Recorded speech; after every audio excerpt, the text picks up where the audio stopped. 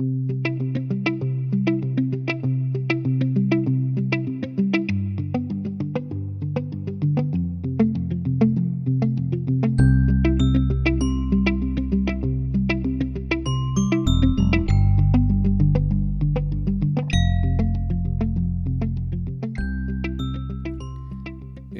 Nelly, muchas gracias por recibirnos nuevamente en su casa. Más que entrevista, esto es una charla entre gente amiga, como la que venimos teniendo desde hace mucho tiempo. Queremos agradecerle institucionalmente esta apertura. Esto demuestra el cariño que nos tiene y el cariño que nosotros y nosotras le tenemos a usted. Es rendir un homenaje permanente por todo lo que ustedes hicieron. Muchas gracias por esas palabras y la agradecida soy yo, que han pensado todavía en que esta mujer que alguna vez trabajó en radio y en parte también en televisión, todavía sigue con vida y sigue amando esa profesión porque la tomé con cariño y la amé de verdad. Estimada Nelly, ¿nos podría referenciar por favor el año en que usted se inicia en LB13 Radio San Luis y cuál fue la característica principal de ese ingreso? ¿Cómo se desarrolló? Muy bien, cómo no, encantada.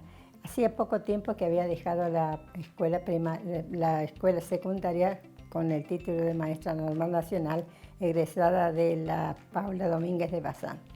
Y cuando siento por radio, que hacía 2 años que estaba LB13 funcionando en San Luis, se llamaba a concurso de voz femenina para locutora. Pero yo le dije a mis padres, yo me voy a inscribir. No, que dice, no te va a tocar, no vas a sacar. Bueno, entonces fui y me anoté.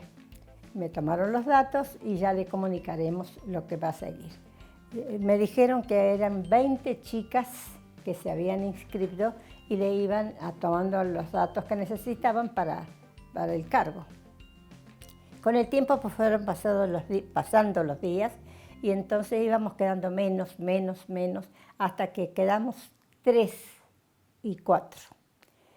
Nos llamaron a 2 por la mañana para tomarnos unos datos y a 2 por la tarde del día ya elegido para decidir quién sería la voz femenina, la primera voz femenina para San Luis.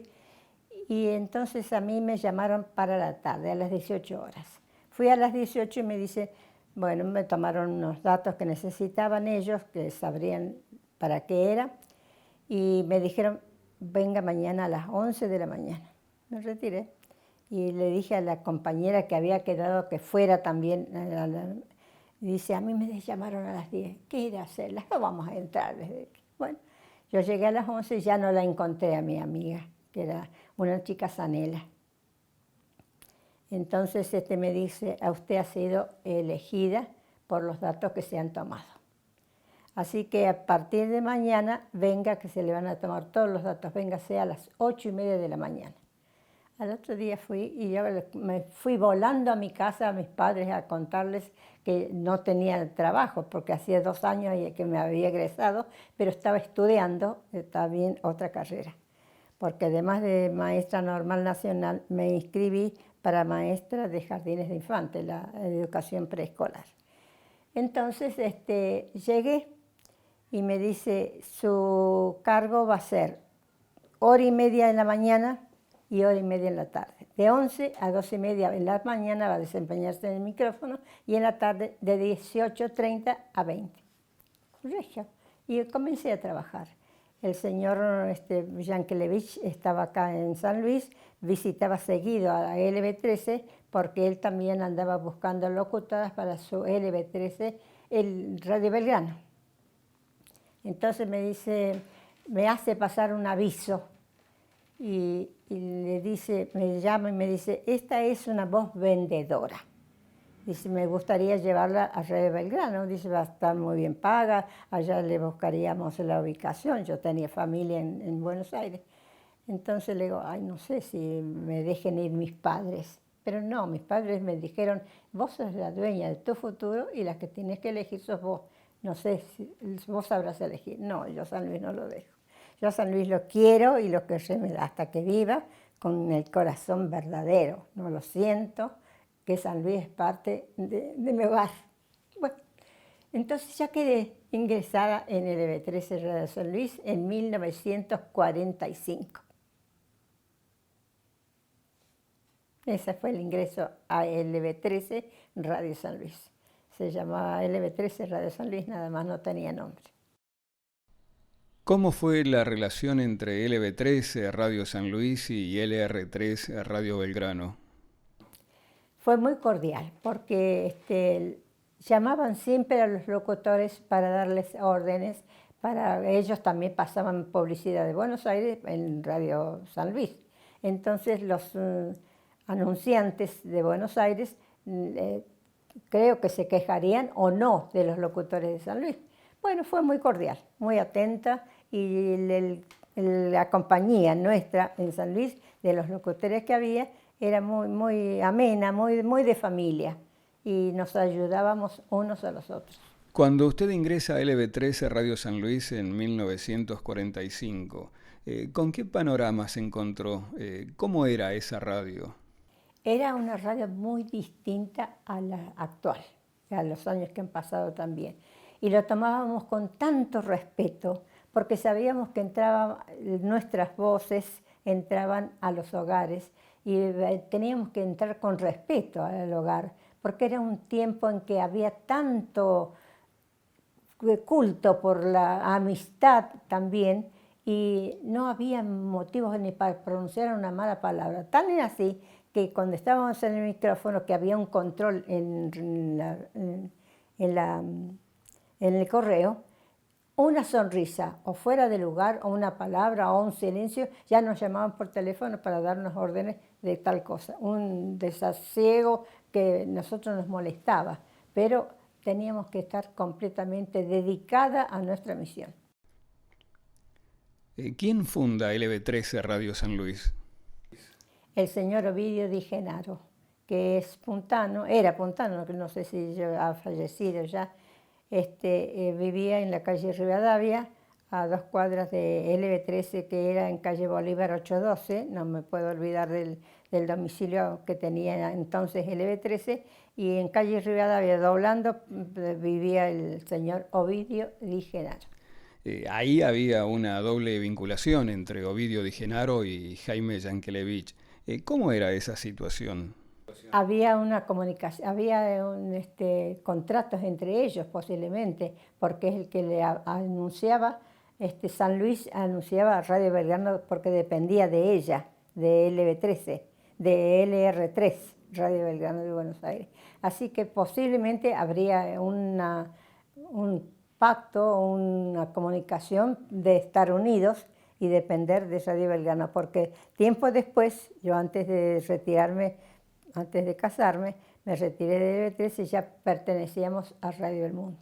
Nelly, ¿cómo fue esa experiencia de pronto? Porque usted se constituye en la primera locutora, la primera mujer que ejerce la profesión de locución. ¿Cómo fue esa experiencia y la relación con sus compañeros? Fue una experiencia maravillosa, porque me sirvió para alentarme para seguir cultivando mi educación, cultivando mi sabiduría, que entonces era la que salía de la Escuela Belgrano, de la Escuela Radio de maestras de la Escuela Paula Domínguez de Bazán. Entonces yo seguía estudiando y comunicándome, así como yo, todos los demás que estaban a mi lado. Mire, aquí le voy a entregar el carnet. ¿Esto qué le significa para usted? Ah, el carnet de locutora, sí. Y para mí significa muchísimo porque tuve que aprender varias cosas. Y sobre todo, primero, me ayudó mucho porque dice que mi voz era una voz que se adaptaba al micrófono en cualquier tono.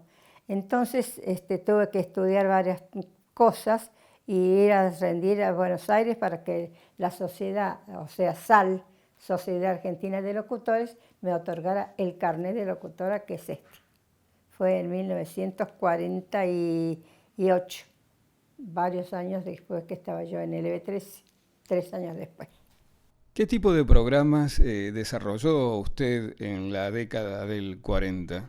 Primero era la locutora, la de que te pasaba la lista de los comercios, y después me empezaron a dar audiciones cortitas, sobre todo la audición sobre la familia. Después formé la escuela de alumnos, que se llamaba Yo y los niños y yo, algo así, que tenía un grupo de chicos que me ayudaban en un programa infantil. Y ya en esa época, en los 40, ¿comenzaron los radioteatros aquí en San Luis? Sí, también. Venían en compañías de afuera y a veces hacían falta a uno o dos personajes. Y en 2 oportunidades yo salí en un programa, en un libreto, que era la mamá de un chico del elenco. Y nada más. Eso es que yo actué en una novela. ¿Y cómo se dio la cuestión artística en la radio? Digamos, ¿iban músicos, cantantes?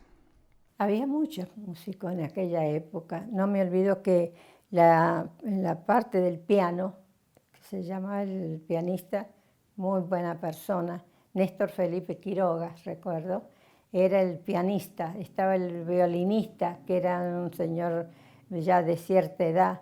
Estaba formado todo un grupo, una orquesta. Galopo también estaba en la misma orquesta que se formó, y ingresaban muchos oyentes que iban querían pertenecer en canto o querían entrar en radioteatro.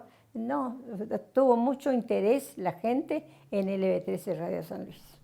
Usted vivió un hecho muy interesante, incluso antes de que ingresara como locutora a LB13, que me gustaría que lo recuerde, que fue cuando se inaugura la radio en 1942, con ese gran movimiento social que significó que viniesen los grandes artistas de LR3 Radio Belgrano de Buenos Aires, desde la estación de trenes hasta la radio. Recorrían las calles los artistas que llegaban para LB13 Radio San Luis, a la vez que los conocían y le daban interés también a la radio que se destacara, a la gente, y los acompañaban la gente mientras ellos recorrían las calles de Ciudad y le conocían también cómo era San Luis. Claro, eso fue cuando se inaugura la radio. ¿Recuerda ese momento de inauguración en noviembre del 42? No, yo no estuve presente porque yo todavía estaba en la escuela.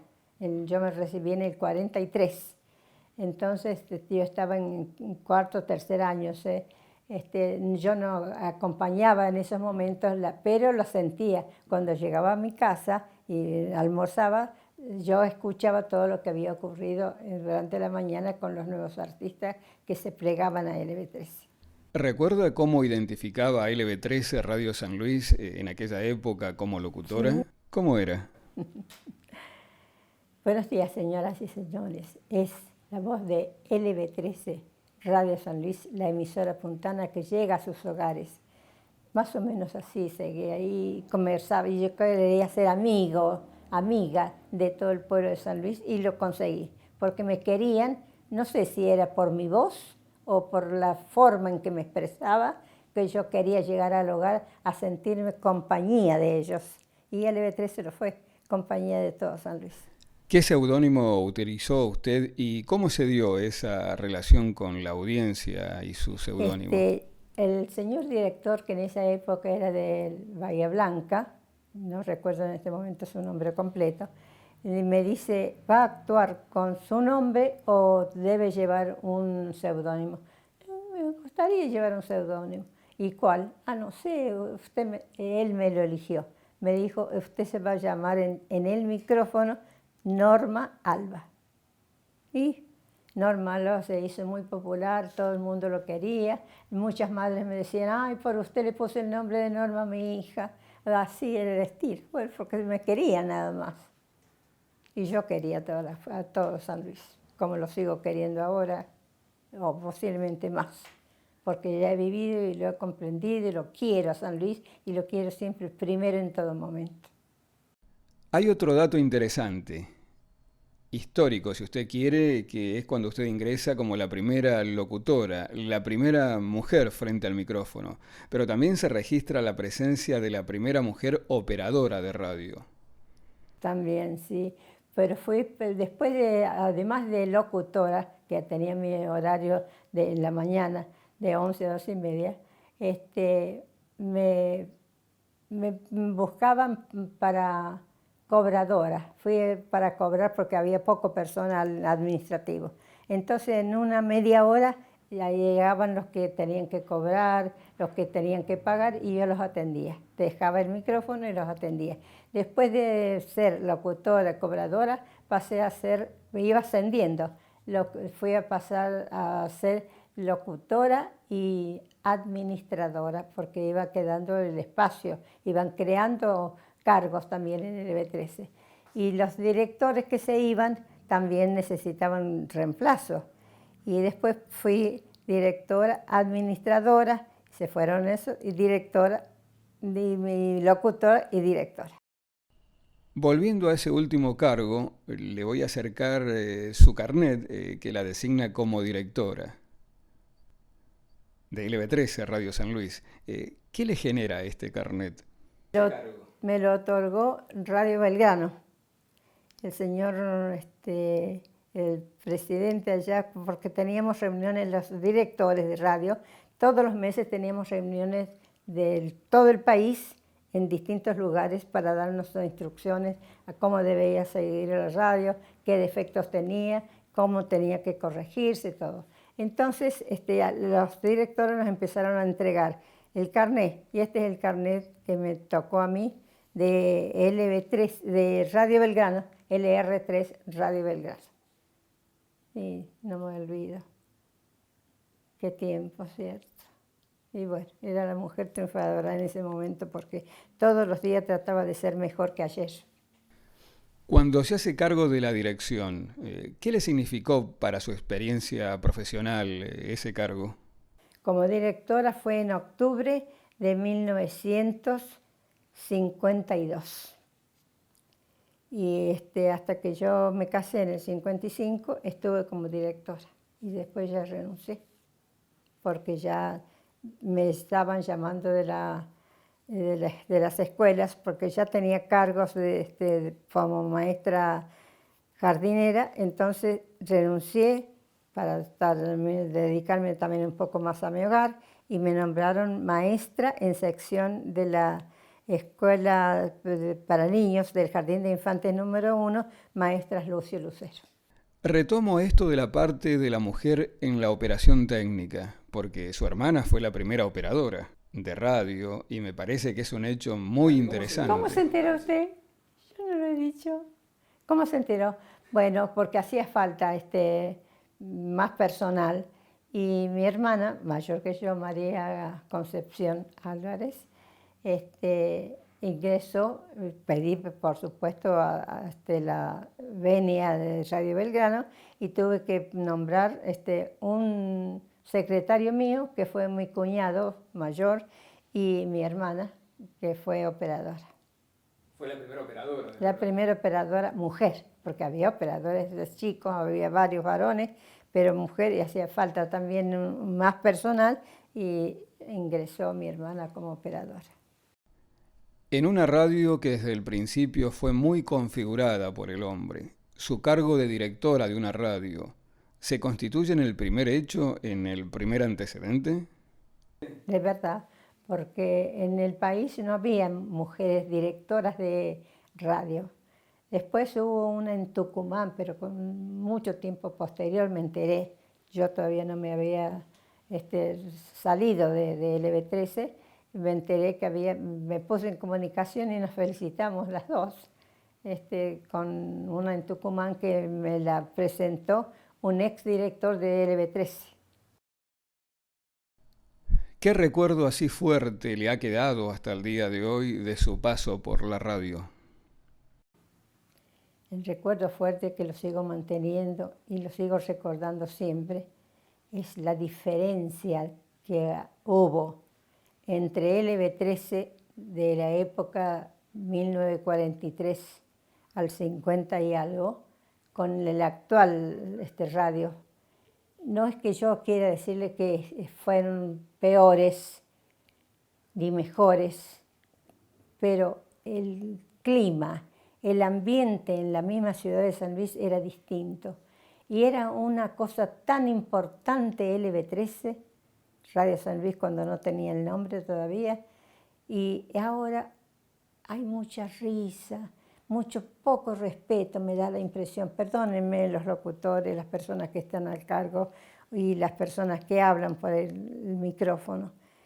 No tienen ese cariño, primero hay que poner cariño en las cosas, y luego el respeto hacia quienes nos están oyendo. Porque los niños necesitan siempre estar en un primer piso para hablarles. Y el niño necesita creer y mirar las cosas que escuche, que ve, y quererlas también. Tomar todo con cariño, que con cariño se consigue todo en la vida, todo. ¿Se anima ya como para cerrar, querida Nelly, esas publicidades que solían hacer aquí en San Luis? Sí. ¿Se acuerda de alguna? Y una muy chistosa que yo misma me asombro porque no sé qué me ocurrió. Había una casa que era sastrería, no, Casa Holguín, que era en calle Junín, Colón. Y un día, los sábados y domingos se pasaban unos programas largos de los bailables. Desde la tarde, desde las 14:15 de la tarde hasta las 20, se pasaba música para bailar. Entonces, yo hacía de locutora, todavía tenía pocos años en el micrófono. Y había dos locutoras que animaban y yo tenía que pasar la publicidad de Casa Holguín. Y se habían demorado un poco las orquestas y estaban atrasadas las publicidades. Entonces me dice uno de los locutores compañeros, me dice, Nelly, dale publicidad que estamos atrasados. Y yo tomo un papel y es Casa Holguín. Y entonces tenía que decir, Casa Holguín de Junín, esquina Colón. Era nada más. Y yo dije, Casa Holgón de Junín, esquina Colón. Cuando sentí, dije, y los chicos empezaron a reír, ¿qué te pasó? No sé. Y llega la secretaria y dice, Nelly, te llaman de la dirección. ¿Para qué? No sé, andá. Y yo llego, dije, yo es por esto, ahora me dejan cesante. Pero fue una cosa que ni yo me enteré. ¿Cómo salió de mi boca esa palabra? Casa Holgón de Junín, esquina Colón. Ocupé todas las letras, pero no en la forma que tenían que venir. Entonces, cuando yo golpeo la puerta del director, me dice, pase, y habré tenido una cara de pobrecita, porque me dice, ¿qué le pasó? Me dice, le dio pena de verme. Era joven yo también, jovencita. Entonces, le digo, no sé, señor. Y ya se me corrieron unas lágrimas, dije, ya quedé cesante, pensé. Entonces me dice, bueno, vaya al micrófono, lo que me veo llorar. Y fíjese lo que va a hablar. Fíjese, porque es la primera vez que voy a respetar, parar una medida que ya debería haber estado tomada. Y si le preguntan allá a los compañeros qué le dije, díganle que les he dado. Retírese. No, me fui, pero yo no sabía si caminaba o qué pasaba. Y llegué, ¿qué te dijeron? ¿Qué te dijeron todo? Y me sé todo lo demás decir, porque me lo había pedido el director. Cositas así que han pasado.